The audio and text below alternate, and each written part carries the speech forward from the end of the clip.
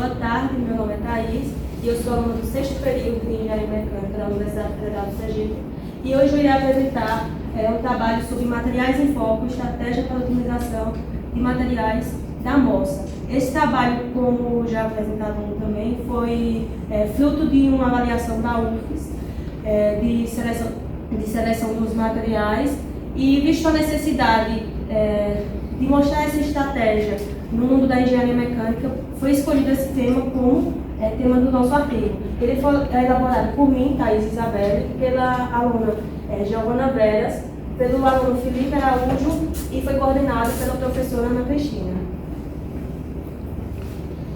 Para apresentar esse trabalho, vai seguir esse roteiro, que vai contar com introdução, metodologia, resultados, conclusões e referências do trabalho. Iniciando a introdução, foi colocada uma imagem de uma amostra. Essa amostra é cuidadosamente utilizada no mundo da engenharia mecânica, por isso, esse foi um dos critérios para a escolha da amostra, já que ela é bastante utilizada. E o objetivo desse trabalho é justamente escolher o melhor material para essa amostra, garantindo que cada parte da amostra vai ter características similares ou melhores do que o material base. O que foi utilizado softwares como ANSYS, SolidWorks, o próprio SES, que é o que vai estar os mapas de ASTB, o índice de mérito e várias outras coisas, citadas mais à frente. A importância da seleção dos materiais é porque no mundo que tem mais de 180 mil materiais, tornaria inviável analisar material por material. Por isso é feita essa análise, essa estratégia, para que sejam eliminados os materiais que não seria possível, não seria viável colocar numa amostra, e assim diante os materiais que passassem, analisasse melhor cada um deles. Para a escolha dos componentes desse material, escolhemos o mordente, o manípulo e o fuso trapezoidal. Cada aluno foi corresponsável para a elaboração da estratégia de cada um desses, e como o tempo é reduzido, eu vou apresentar o componente no qual eu fui responsável, que foi o manípulo.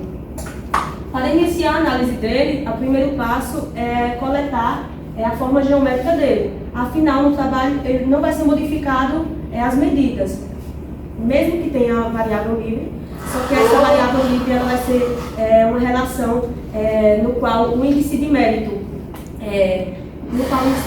vai, vamos dizer assim, eu quero a escolha de um material, vai passar vários materiais. No caso, nesse trabalho, nós selecionamos 10 materiais.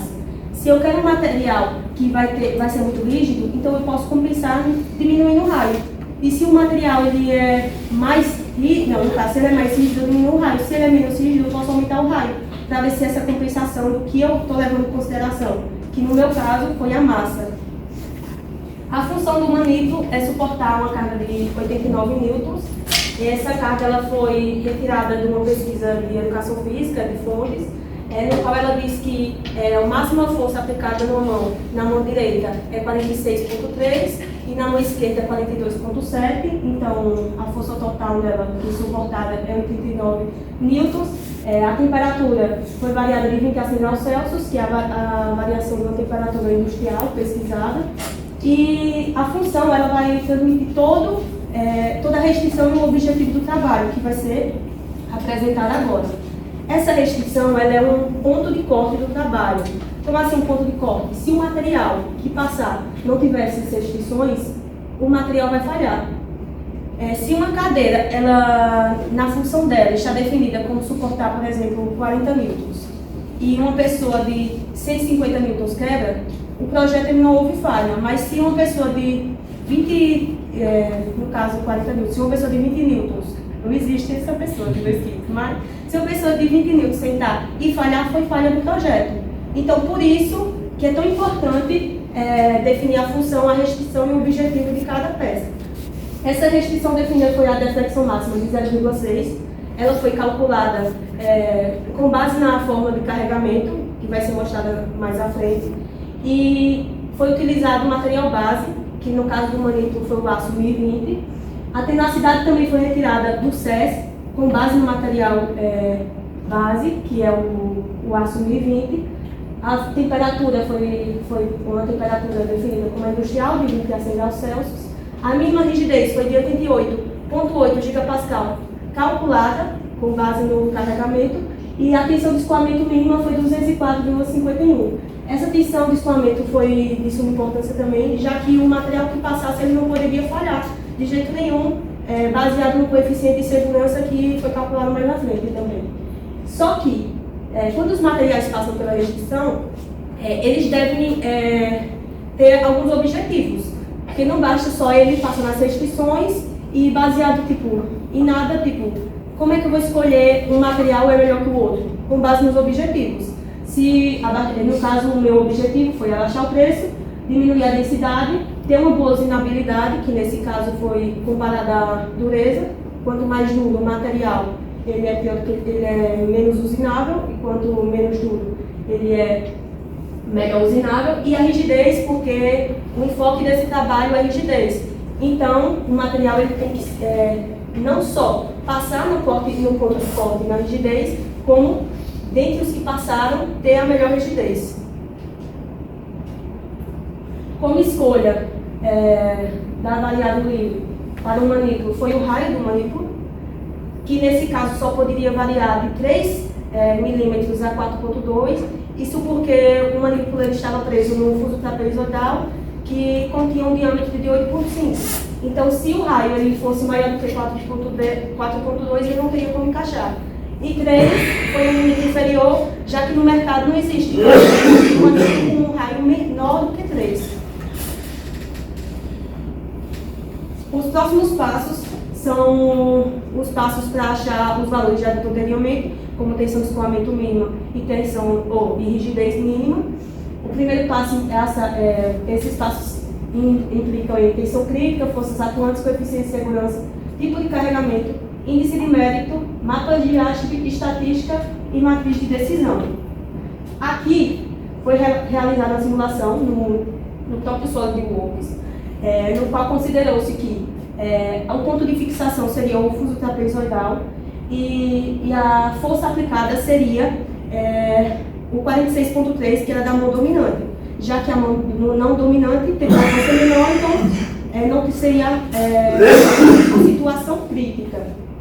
E lá foi retirado do FIPEL, Universidade de Pernambuco, o tipo de carregamento, que lá está a deflexão máxima, na qual foi calculada com base no material 1020 e foi colocada lá na restrição.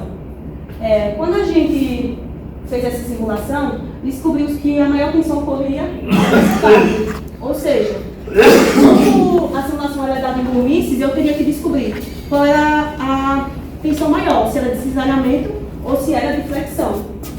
Com os cálculos, isolando a deformação máxima vezes a rigidez, que dá a tensão, descobriu-se que a tensão máxima era a de flexão, não a de cisalhamento.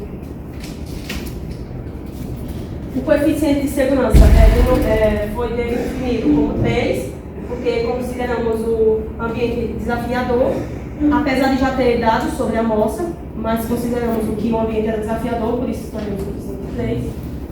E aqui foi o cálculo do índice de mérito. O índice de mérito, a gente vai levar em consideração a propriedade que busca maximizar e minimizar, que nesse caso é a rigidez, e minimizar a massa. Poderia ser levado em consideração minimizar, por exemplo, o preço, no qual foi percebido no final do trabalho que geralmente as empresas levam em consideração o preço, por isso que o material às vezes pode ter sido escolhido diferente. Faz uma fórmula geral, simplificando não, faz uma fórmula geral evidenciando o R, que é a variável livre, nas duas fórmulas, tanto na de minimizar quanto na de maximizar. Cria uma fórmula geral, simplificando com a massa, retira as propriedades de geométrica e de funcionalidade, que no caso é a de carga, e sobra só aqueles termos.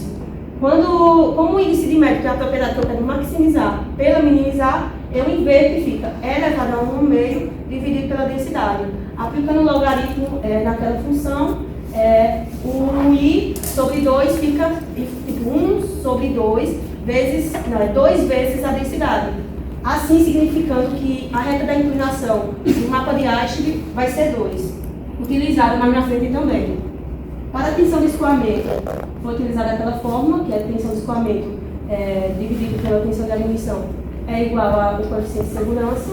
Como a tensão de admissão foi calculada pelaquela forma de carregamento, fizemos uma interação entre os raios que poderiam ser variados, de 3 mm a 4,2 mm, e descobriu-se a variação dessa tensão de escoamento. Foi utilizada a tensão mínima de 204,51 MPa. Isso porque, se fosse escolhido uma tensão de escoamento menor dentre aquela, esse raio de 3 mm correria um risco de falha, poderia ter um risco de falha. Por isso que não foi escolhida uma tensão de escoamento menor.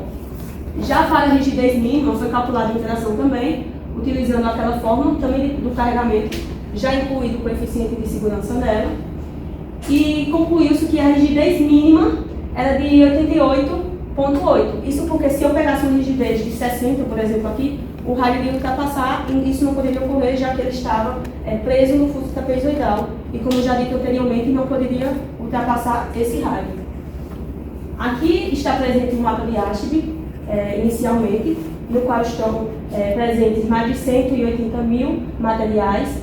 Essa posta a relação do índice de mérito, que também fui eu que coloquei no próprio SES, que é a relação de elasticidade sobre densidade, e a inclinação vai ser 2, como eu vou mostrar aqui.